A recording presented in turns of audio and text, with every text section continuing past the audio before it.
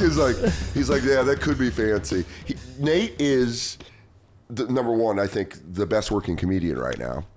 I think he's at the top. He's great. But he really is King Ralph. He is. Nate's King Ralph. That's where they just good like on. come across. In the 80s, they would have came across to Tennessee and been like, the Bargatze blood runs. And he'd be like, all right, I guess I'm your leader now. Yeah. Y'all like Vandy? It's going to be the national sports team. That's always crazy. Because I think with you, and by the way, we just record. Wait, we can't keep that Nate shit in. Yeah. All right. We might clip it. Me Okay. calling him King Ralph, I love as a clip. That's great. It's all about clips, baby. He's like if King Ralph stopped drinking. Yes. You know, and he if got his King shit Ralph together. got sober and didn't like bowling. Yeah. Yeah, he'd be Nate. You, but like with clips, with content shit, it's weird because we came up together. We never saw that coming. No, I We didn't. never saw that coming. And I can't tell how I feel about it. Part of me hates it. I'm like, this sucks. It's Well, an extra I mean, I gig, think but then part of me is like, it helps. I think you are way better at it than I am. But it is interesting because like the shitty part about social media is you don't know what your friends are feeling when they post stuff. You always assume your friends are confident and so sure about what they're putting up. No. And then you talk to them and they're like, I just got to feed the machine. There's a lot of that, and there's a lot of me putting one thing up with my hand over my face, looking through my fingers, like this Hamas bit could get ugly, but I need to keep the IV drip going. Have you ever pulled a clip because of comments? No. I You've pulled never- the clip because it bombed, and people were like, I could tell friends are like, that's not great. So Oh, I'm like, like all right, if it I'll was pull a that. joke? Yeah. I've pulled 2 podcast clips. The first one was I was on Santino's, and we were talking about white people, or no, we weren't even talking about white people. We were talking about stealing stuff from where you work, where we were like, you should always steal from where you work. Okay. Because more than likely that company is just treating you like shit. Yeah, I so agree you should with that. steal. And then we put it up. I just put it up being like, this is a good clip of me and my buddy Andrew Santino on his podcast. And it turned into a racial conversation of like, well, white men can say this. Oh. And even at the end of the clip, I go, I mean, we stole the land. Like I made a joke about it. And they go, they're even joking about it. And you're like, well, how do you want me to talk about it? Yeah. The racial stuff gets weird. I could see that. But then it spiraled out of control so fast and became a racial conversation that every time I went on Instagram, there were like long diatribes of people being like, you know, you got to really, and I eventually was just like, fuck this clip. Yeah, It was over like 2 months old, so I was like, I've had stuff like that. I'm like, next post will be me and a black guy. Yeah. You know, like me and Kevin Hart. Like, hey, everybody. has it ever gotten back to Kevin Hart that you say, I did it in front of him, and he didn't even catch it. really? Yeah. Where did you do it? I did it at the cellar. I was at the cellar, and they're like, Kevin Hart's here, bring him up. And I was like, oh, okay. And I go, thanks, I'm Kevin Hart. Next up, we got Kevin Hart. That's crazy. And I thought he would go like, you son of a bitch, and give me a headlock. But no, he didn't even notice it. Really? No, and you then just walked through it. Walked right through it, and then I saw him. I opened for Chappelle at the stand last time he was there, and Kevin Hart showed up, and I was like, oh, he'll probably bring up the thing, and he didn't even care. You know why? That's proof that he is so comfortable hearing his name that it doesn't even recognize. Where they're like, Kevin Hart. He's like, yeah, that's right. Right. Instead of like hearing the context of you being like, I use your name. Because you, for people that don't know, you started doing that when you would bomb. Yes. Because I would watch you in bar shows and you would bomb and then you'd be like, all right, I'm Kevin Hart. I'm out yeah. here. Everything I do came from bombing, like comedy. Yeah. Like I would be bombing so bad I would remind them that this is comedy. Which we were talking about Nate earlier. Nate did that with his first album, Yelled At by a Clown. If you read the title tracks, it's him being like, am I bombing? Are these people doing, like he's doing the inner, all the track listings are his inner thoughts throughout the set. But Nate would always do that. That's what unlocked Nate, kind of how it unlocked you.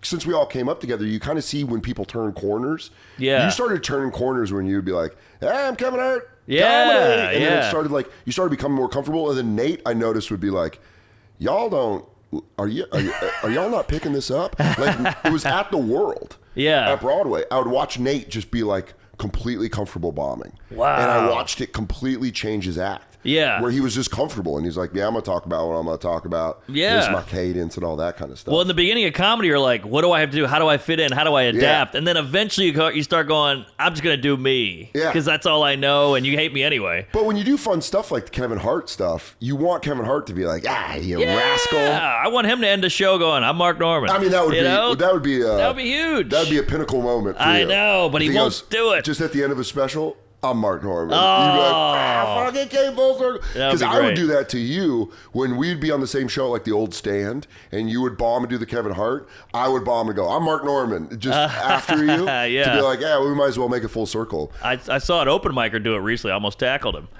What? It's amazing when you see you don't really think about your thing, and then you see another guy do your thing, and you're like, I'm going to kill you. He said he was Kevin Hart? Yeah. No I almost way! tased his ass. I wanted to get him in a full Nelson. That's so fucking funny. Yeah. You go, I do that, you fucking piece of shit. I know.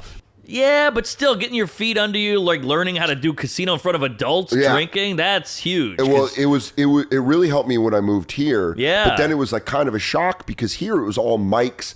In Arizona, people that weren't comics would go to the mics. Right. So it was actually kind of like a show. That's huge. And then here we showed up and you're like, I mean, I remember specifically a mic you and I were both at the Creek in the Cave. Remember the Kingdom of Heaven? Oh, yeah, John F. O'Donnell. And Timmy from The Whitest Kids You Know. Yes, Timmy Williams. And I remember me, you, List. Dude, that list is insane. I remember this mic. It was Rory Scovel, Kumail Nanjiani, Jesse Pop, Matt McCarthy. Yep.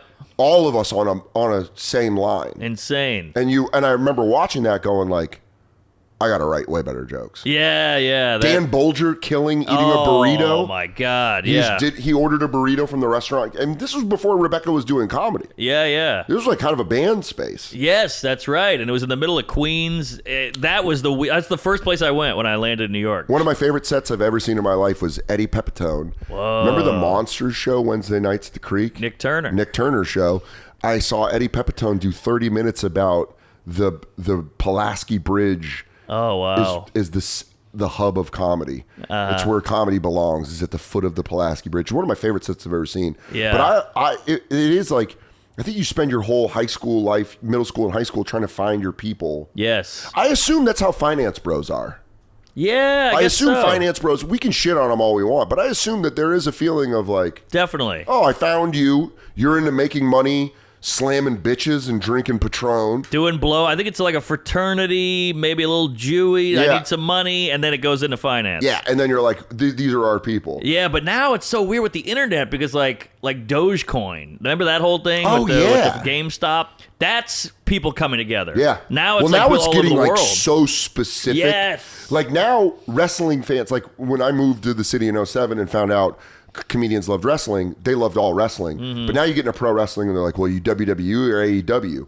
Or you like indie guy? Do you know like, it's kind of like the way where they're like, oh, you're a poser. You only watch WWE. Now it's so specific. Yeah. You can be in the subculture and you're not specific enough to feel accepted. Exactly. I mean, not to keep bringing it back to that, but it's like gay is not cool anymore. Now you're like gonna be gay. What? Yeah. Where plus it used to AQ, whatever. Yeah. Like, what's your specific? What you rep? What do you rep, son? Yeah. Now you're like, well, now I'm a coon ass gay guy. I know, like, it's funny. I love swamp. I love gators and boy butt like you wouldn't believe. Yeah, but it just keeps getting divvied up that it's like.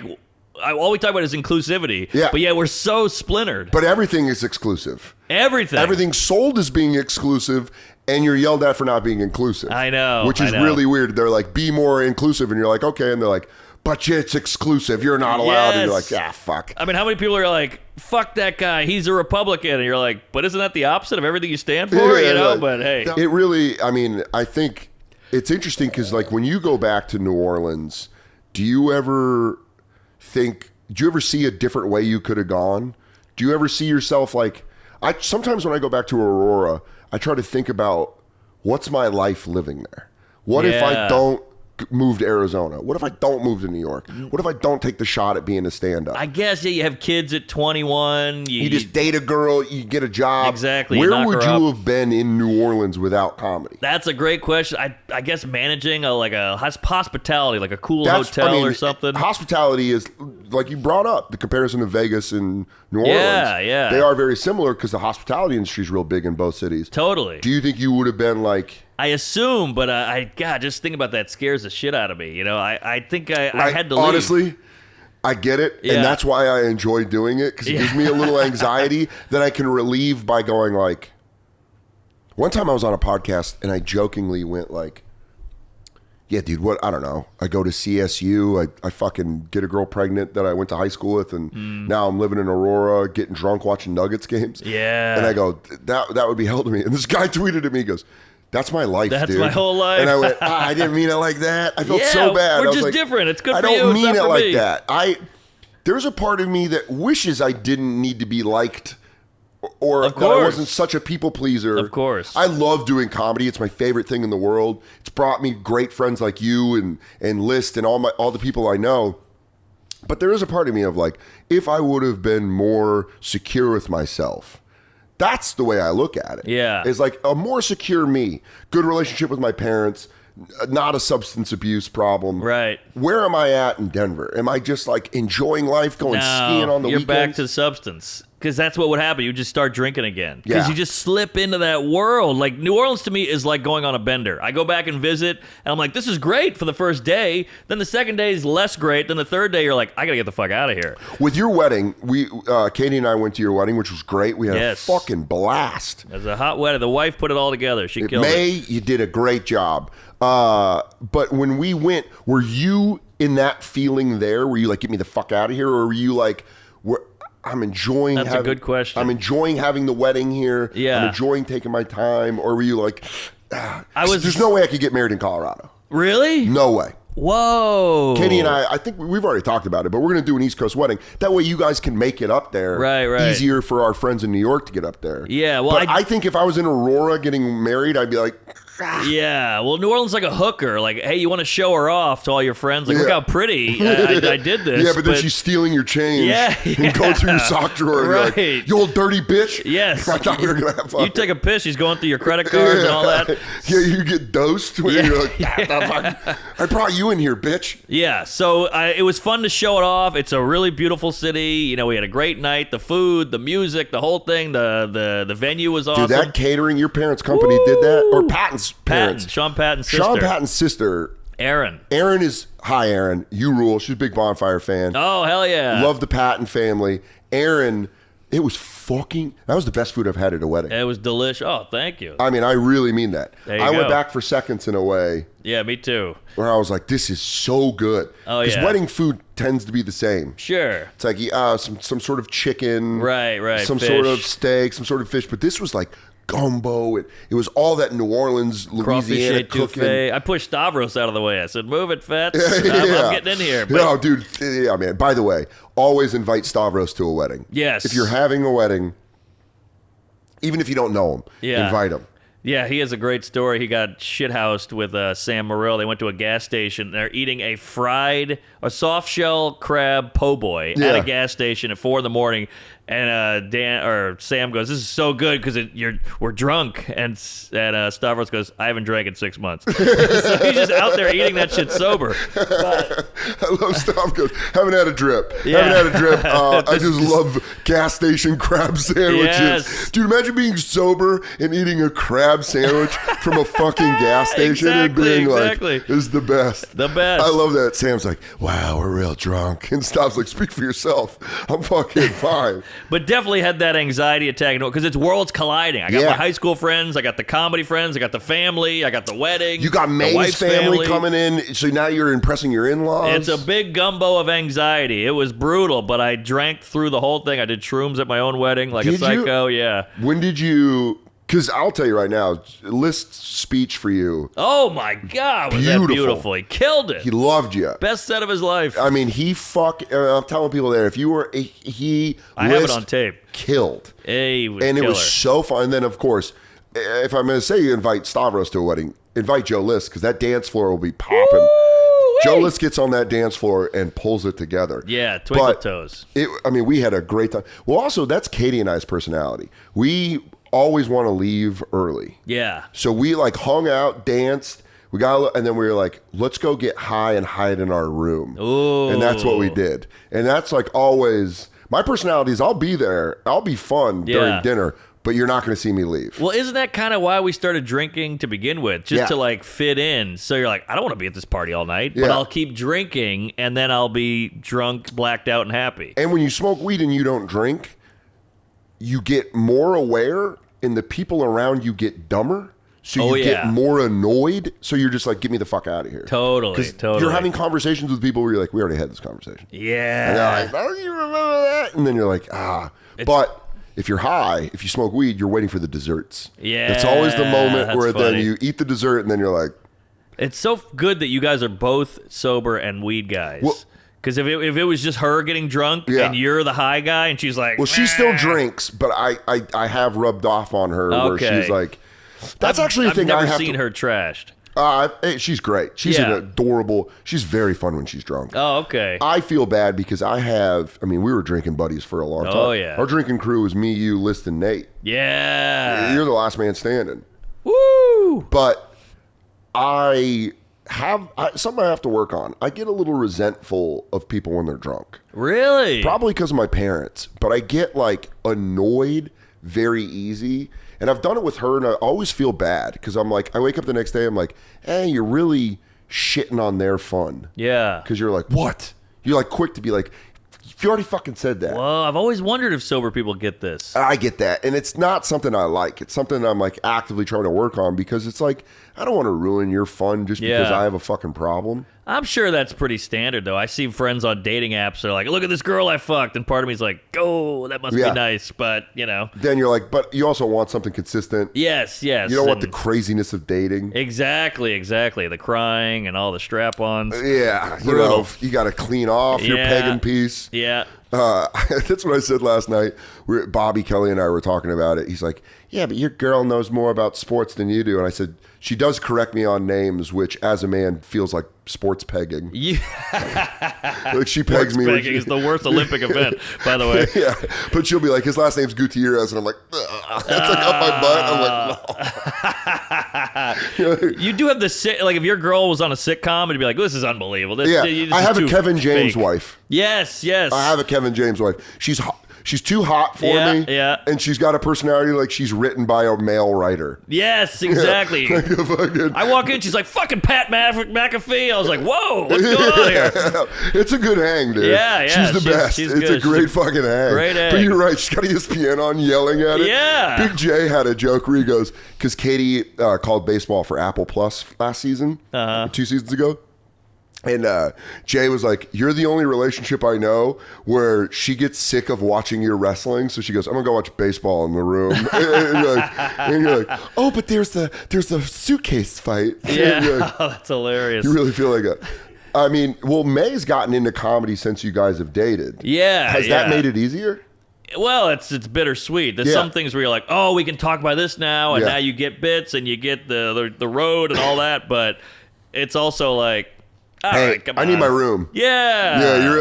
Hey, you were hanging out in the break room while I was trying to go have a break from work. I was Superman, you were Lois Lane, and now you're Supergirl, and I'm like, this is not going to work. We're both trying to break through the walls here. I'm supposed to take you to the Fortress of Solitude in order for us to have a moment. Exactly. I don't want to walk in and see you there. Yeah, I want to be Hugh Hefner. I got the Playboy man. I show it to you. You're one of the 3 girls that blows me. You can't have your own Playboy Have mansion. you ever had a moment, now that May's in comedy, have you ever had a moment where something funny happens between you and you go like, well, who gets the bit? Yeah, we have had that. You've had that moment? Yeah. Is it now, do you get seniority or is it truly about who created It's about who created, or else that'll come up later. You know? Where you're like, you took that. Which is the weirdest fight ever. We're at a Red Robin on the road, and I'm God, I love Red Robin. Oh, it's the best. But I'm like, that's my fucking bit. She's like, man, now we're going out in the middle of the restaurant. Well, that's when Katie and I first started dating. I did something where I did a bit. We had a bit in the house, and I took it to the bonfire. And she was very sweet about it. And she goes, that's like ours. Yeah. Like, don't do that on the radio. And it really had to take me to be like, I absolutely understand. Because comic brain, you're always like, what's the funniest? What can I use? Of course. And then you're like, oh, I didn't realize that. Where is she at on like, oh, this crazy thing happened during sex? Oh, I have a bit that's on the Portland special, the Portland Hour, about a Bluetooth speaker. Uh-huh. And it happened.